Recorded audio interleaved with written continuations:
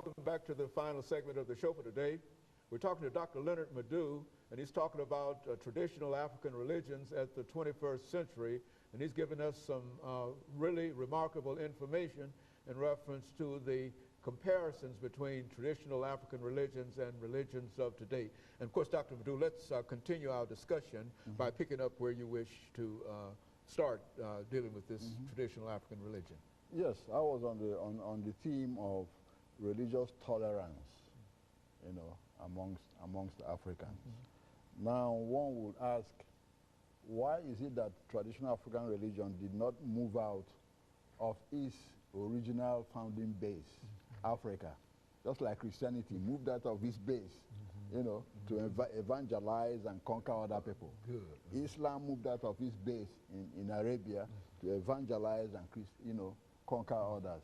Now, some will say, well, why didn't this traditional African religion move out from Africa instead of being confined to Africa? Well, the reason is this, that traditional African religion was stamped for domestic use only, not for export, okay?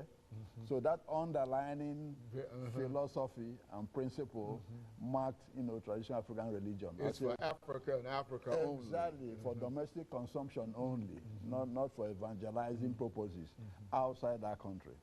Now, that is essentially is incorporating power, is absorbing power.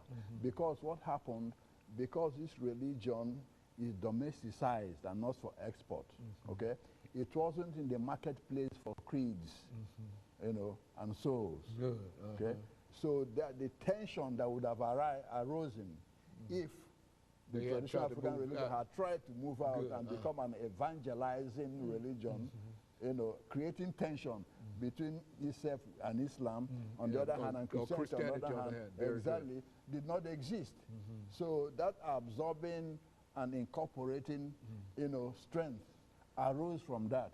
Traditional African religions can be as comfortable with Christianity as it can with Islam. Exactly. Is that what we're saying? Exactly, exactly. It can coexist with these two religions because of its non-evangelizing quality. You know, since it was domesticized, it did not want to go to Europe to conquer Europeans. It didn't want to go to Arabia to conquer. It just wanted to stay here and be left alone. So those religions that came in were absorbed comfortably, and even the tenets were incorporated into traditional African religion. For example, you know, where you call the Democratic Republic of the Congo. I remember when the Belgians were there, there was a guy called Simon Kimbangu. Kimbangu started incorporating Catholicism into traditional, fusing it with traditional African religion. Now, what did the Belgians do? Well, they say, hey, this man is practicing religious syncretism. Corruption in the religion. Yeah, he's practicing religious syncretism, you know, mixing Catholicism with traditional African religion. Yeah, well, they put him in jail where he eventually died. But the Kimbanguist religion is the largest religious following in Democratic Republic of the Congo today. You see, because... Which is a testimony to what he was doing. Exactly, which is a testimony to what he was doing. He's trying to infuse traditional African religion with, you know, Catholicism to make it more palatable to the population. Okay. And after all, that was the population it had to serve. Exactly, that's the population it has to serve, and at the same time in their own language. And you should understand that when Christianity came and all this, they came with the Bible written in another language. You know, the priest in Latin and all this. Most of the population didn't know what was being said. So some of these, you know, traditionalists wanted a religion that, you know, would be consonant with traditional African ways of thinking and behavior. For example, Islam had more headway in Africa initially than Christianity, because when Islam came, it left African culture and religions intact the way it was. It did not oppose polygamy, you know, like the Christian religion did. It did not oppose reincarnation like the Christian churches did. It did not oppose exorcism like the Christian churches did.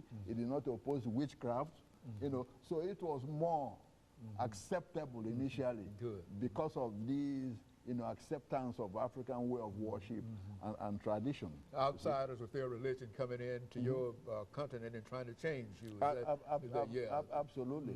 And you see, there was no concerted effort to export the religion, like I said, but unconsciously it was exported because the slaves took those religions when they left, and you hear of voodoo in Haiti and in South America and all this.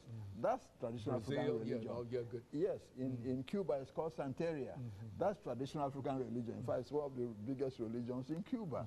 You see, unconsciously it has been exported, even though modified, to suit local conditions where they operate. What is significant about this is that you have 100 million people who are still traditional African religious, worshippers, which is a huge, significant number, in terms of religion. Now you have about 500 million Christians in Africa. 21% of the world's Christians live in Africa. Okay. Like I said, you have 150 million Muslims in black Africa. That's 15% of the world's Muslims. Okay. What is significant about this? Now, the Catholics, out of these 500 million Christians, Catholics are about 350 million in population. But majority of these Christians and Muslims in black Africa also worship traditional African religion.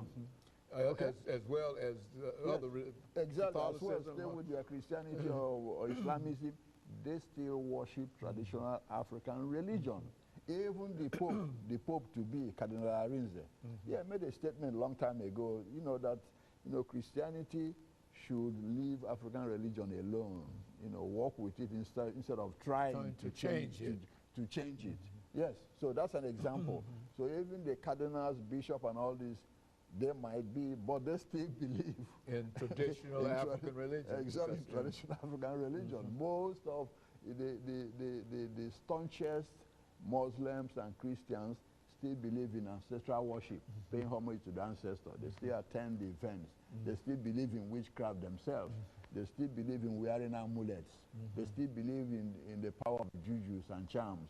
They believe in all this, even though still worshiping their own religion, you see.